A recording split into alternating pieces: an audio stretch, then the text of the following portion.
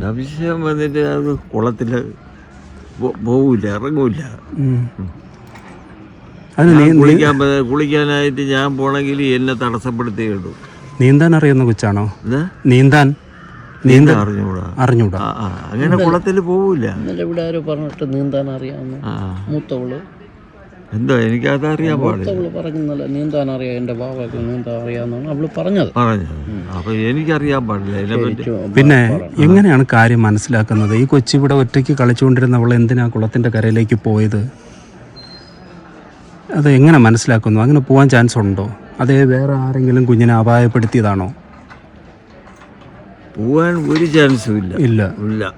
ചിലപ്പോൾ ഇതുപോലെ വന്നിട്ട് പഠിക്കാനായിട്ട് ഇരുത്തിയിട്ട് മോള് റീഡിങ്ങിന് പോയിട്ട് വരുമ്പം വന്നിട്ട് ഇവിടെ ആഹാരം കൊണ്ടുവന്ന് കൊടുക്കും. അതുവരെ ഇരിക്കും. ഇന്നലെ 12:30 വന്ന് എൻ്റെ വീട് പാലിയോടാണ്. പാലിയോട്.